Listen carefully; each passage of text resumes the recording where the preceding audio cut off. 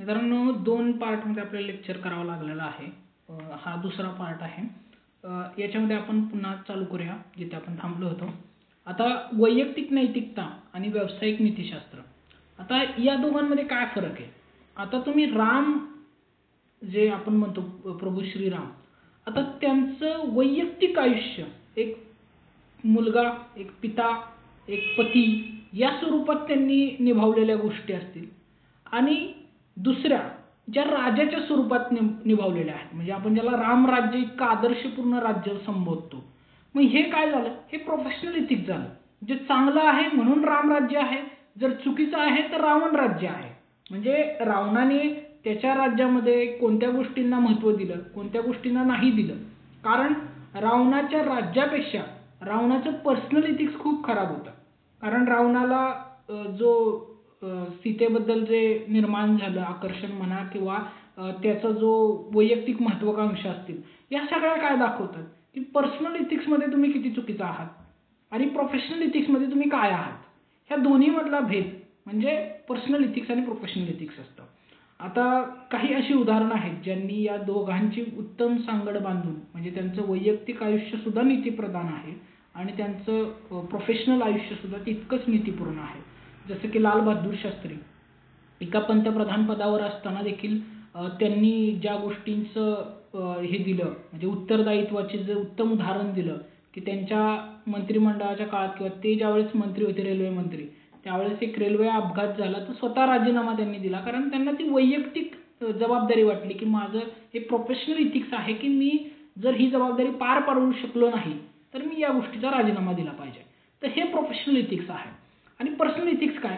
ज्यावेळेस त्यांना पंतप्रधान पदावर असताना लक्षात आलं की भारतामध्ये अन्नटंचाई आहे, तर त्यांनी संपूर्ण भारतीयांना उपदेश केला की आपल्याला अन्नाचं नीट उपयोजन करून, व्यवस्थापन करून वापर केला पाहिजे.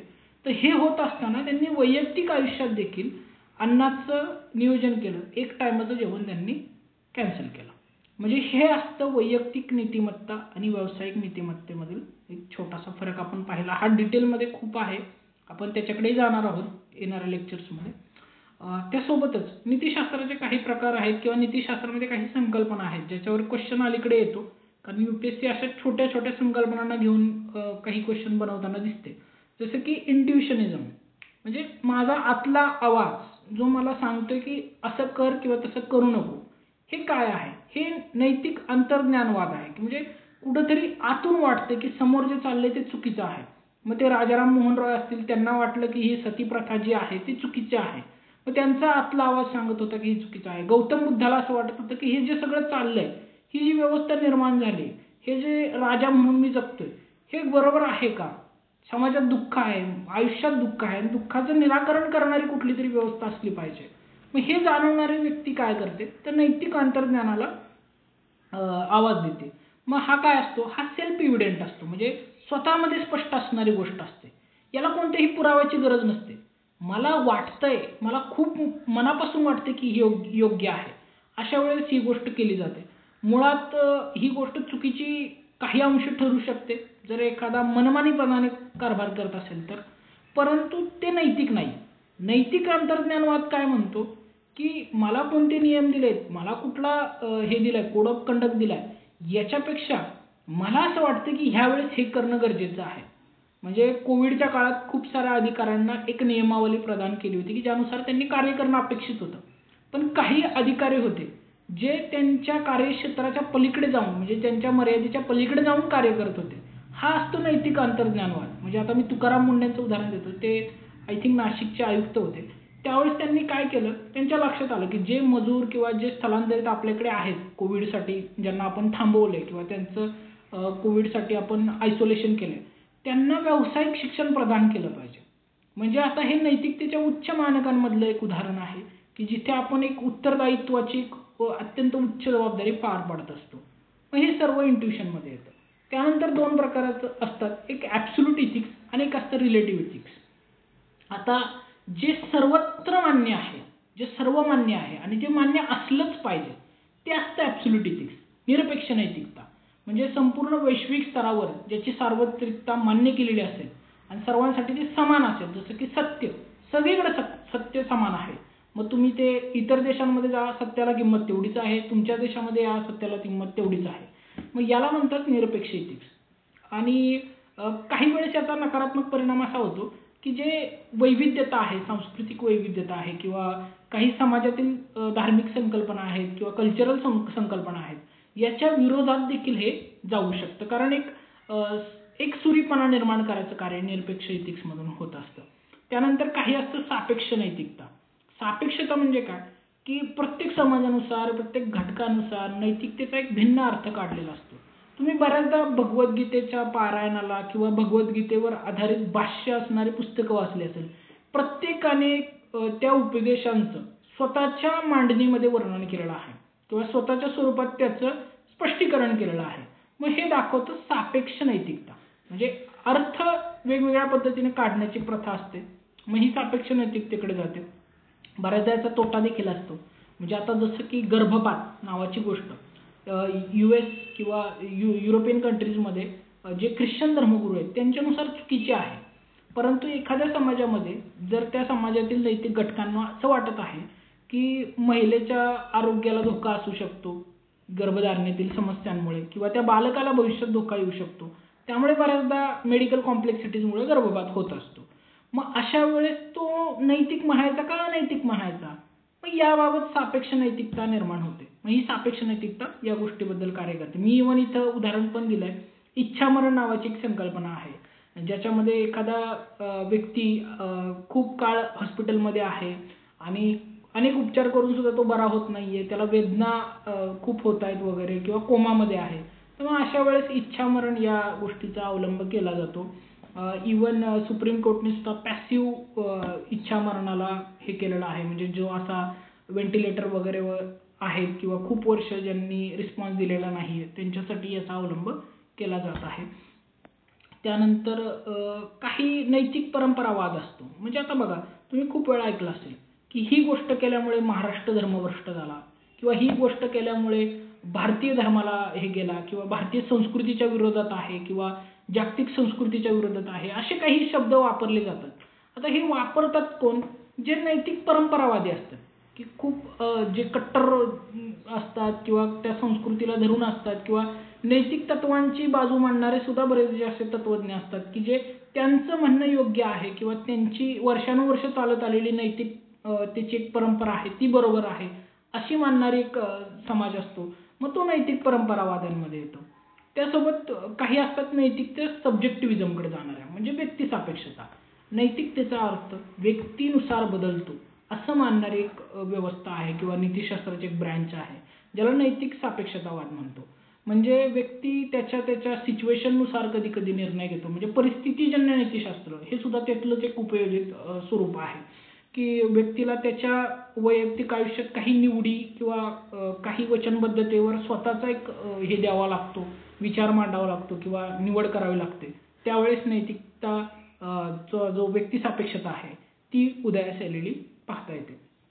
आता नैतिकता आणि कायदा हे काही समान नाही आहेत. मी मगाशी पण आपण लेक्चरच्या पहिल्या पार्टमध्ये हे बोललो होतो की अनेक कायदे हे नैतिक असू शकतात आणि अनेक कायदे हे अनैतिक देखील असू शकतात. म्हणजे उदाहरणार्थ बोलायचं झालं तर चोरी करणं हा गुन्हा आहे, हा कायदेशीर देखील गुन्हा आहे आणि हा नैतिकदृष्ट्या पण चुकीचाच आहे. खोटं बोलणं किंवा चुकीची साक्ष देणं, चुकीचे डॉक्युमेंट देणं नैतिकदृष्ट्याही चुकीचं आहे, कायदेदृष्ट्या देखील चुकीचं आहे. किंवा एखाद्या परीक्षेमध्ये कॉपी करणं, आता हे कायद्याच्या किंवा नियमांच्याही चौकटीमध्ये बसत नाही आणि नैतिकतेच्याही चौकटीमध्ये बसत नाही. मग अशा वेळेस दोन्ही ठिकाणं एकमेकांना पॅरलल जातात. परंतु अशी काही गोष्टी आहेत की ज्याच्यामध्ये कायदा हा अनैतिक ठरतो. जसं की स्वातंत्र्यपूर्व काळामध्ये आपल्याला पाहता येईल की अनेक कायद्यांविरुद्ध स्वातंत्र्य सैनिकांनी आंदोलन केलेले आपल्याला पाहिले. जसं की सविनय कायदेभंग, म्हणजे ब्रिटिश कायदे जे जाचक होते. रौलट ऍक्ट होता की जो कोणालाही कोणत्याही परवानगीशिवाय अटक करण्याचा अधिकार देत होता. किंवा काही व्हर्नॅक्युलर प्रेस ऍक्ट होते की जे स्थानिक भाषेतील वृत्तपत्र होते त्यांच्या विरुद्ध जाचक स्वरूपातील होते. मग ते कायदे नैतिक होते का? तर अजिबात नाही, कारण ते व्यक्ती स्वातंत्र्यावर घाला होता किंवा एखाद्याच्या अभिव्यक्ती स्वातंत्र्यावर घाला होता. मग त्याच्यामुळे प्रत्येक कायदा नैतिक असेलच असं नाही. इव्हन आत्ताच्या घडीला सुद्धा आपण हे अवलंब करू शकतो. किंवा काही गोष्टी आहेत ज्या कायदा न्यूट्रल आहे ज्याच्या बाबतीत, परंतु ते नैतिक आहे. जसं की 377 कलम हटवल्यानंतर IPCचं जे 377 कलम आहे ज्यानुसार समलैंगिक संबंध बेकायदेशीर होते, सुप्रीम कोर्टाने ते हटवल्यानंतर त्या संबंधांना कायदा कायदेशीरही ठरवत नाही, बेकायदेशीरही ठरवत नाही. मात्र नीतिशास्त्र किंवा नैतिक जे नियम आहेत, अलीकडे जे इथिक्स इमर्ज होत आहे ते LGBTQच्या बाबतीत पॉझिटिव्ह आहे किंवा सकारात्मकता दर्शवते. एखाद्याच्या लैंगिकतेबद्दल त्याचा वैयक्तिक स्वातंत्र्याचा भाग म्हणून पाहिलं जातं. मग अशा वेळेस नीतिशास्त्र आणि कायदा यांच्यामध्ये हा फरक आलेला दिसतो. काही वेळेस कायदा नीतिशास्त्राला सहाय्यक किंवा पूरक सुद्धा ठरू शकतो. जसे की हरित लवादाची स्थापना, ज्याला आपण ग्रीन ट्रिब्युनल म्हणतो, त्याची स्थापना असेल किंवा वाईल्ड लाईफ प्रोटेक्शन ॲक्ट असेल किंवा एन्व्हायरमेंट प्रोटेक्शन ॲक्ट असेल, यांनी काय केलं, कायद्याच्या निर्मितीला किंवा कायदा व्यवस्थेला सकारात्मक पद्धतीने पाहिलं. हरित म्हणजे जो ग्रीन इकॉनॉमी आपण ज्याला म्हणतो किंवा ज्याला नैसर्गिक इथिक्स म्हणतो, नीतिशास्त्राचा अवलंब पर्यावरणातला, त्याच्या बाबतीत हे सकारात्मक झालं. त्याच्यामुळे अनेक ऑर्गनायझेशन उदयाला आल्या ज्यांनी नीतिशास्त्राच्या इथिकल नीतिशास्त्र याचा पर्यावरणीय नीतिशास्त्राचा अवलंब केलेला आपल्याला पाहायला मिळतो. अंतिमतः एक गोष्टच राहील, म्हणजे हा आपला सिलेबसमधला पहिला पॉईंट कव्हर झालेला आहे. एक वाक्य आहे ग्रीक फिलॉसॉफर प्लेटोचं, की ज्याने सांगितलं होतं की जर तुम्हाला नैतिक राज्य निर्माण करायचं असेल तर नैतिक व्यक्ती झाला पाहिजे जो अल्टिमेटली नैतिक समाज निर्माण करेल आणि अल्टिमेटली तुमचं राज्य सुद्धा नैतिक होऊ शकतं. ज्याला इंडिव्हिज्युअल रिट लार्ज ही संकल्पना त्याने वापरली होती आणि ही संकल्पना सर्वच बाबतींमध्ये लागू होते. आपण स्वच्छतेच्या बाबतीत पण पाहिलं, जर व्यक्ती स्वच्छ असेल, त्याचा सभोवताल स्वच्छ असेल, त्याचा परिवार, त्याचं कुटुंब, त्याचं सार्वजनिक आयुष्यामध्ये तो स्वच्छता बाळगत असेल तर अल्टिमेटली स्वच्छ भारत मिशन खूप लांबची गोष्ट नाही आहे. आपल्याला सुद्धा हेच फॉलो करायचं आहे. तुमच्या आचरणामध्ये नीतिमत्ता जितकी जास्त येईल, कारण उद्या तुम्ही प्रशासकीय अधिकारी बनल्यानंतर आपल्याला नीतिमत्तापूर्ण कार्य करायचं आहे. कारण हा सब्जेक्ट UPSCच्या सिलेबसमध्ये आणण्याचं कार्य हेच होतं की प्रशासनामध्ये नीतिशास्त्र आलं तर भ्रष्टाचार, वैयक्तिक स्वार्थ याच्या पलीकडे जाऊन एक सार्वजनिक उत्तरदायित्व म्हणून हे पाहतील, अधिकारी पाहतील आणि संपूर्ण समाजाचं हित यातून साध्य होईल. हेच आपल्या अभ्यासाच्या बाबतीतही आपल्याला फॉलो करायचं आहे. अभ्यास करत असताना केवळ आपण आपल्या स्वतःला उत्तरदायी आहोत हे लक्षात राहू द्या. कारण तुम्ही अभ्यास करताय तुमच्या घरच्यांसाठी नाही, तुमच्या मित्रांसाठी नाही किंवा तुम्हाला कोणाला दाखवायचे तुम्ही झालाय, याच्यापेक्षा तुम्ही स्वतः व्हाल त्यावेळेस किती सारी कामं चांगल्या पद्धतीने करू शकतात हीच मनात प्रेरणा राहू द्या. शेवटी मोटिवेशन हे इंटरनल असेल तर तुम्हाला दीर्घकाळ ते मदत करणार आहे. कारण अप अँड डाऊन्स येतात रोज. एखाद्या गोष्टीमुळे इन्स्पिरेशन मिळतं, एखाद्या गोष्टीमुळे पुन्हा खच्चीकरण होतं. या सगळ्यामधून आपल्याला पलीकडे जायचं आहे आणि त्यासोबत आपलं नैतिक आचरण अधिक दृढ करण्यावर आपल्याला भर द्यायचा आहे. इथिक्सचं हे पहिलं लेक्चर तुम्हाला कसं वाटलं मला कमेंट्समध्ये सांगा. कारण तुमच्या जितक्या प्रतिक्रिया येतील, तुमच्या जितक्या शंका येतील, तितकं आपलं लेक्चर अधिक इंटरॅक्टिव्ह राहण्याचा मी प्रयत्न करेल. आणि पुढची काही लेक्चर्स जर आपल्याला पॉसिबल झालं तर आपण झूमच्या माध्यमातून देखील घेऊ शकतो. धन्यवाद.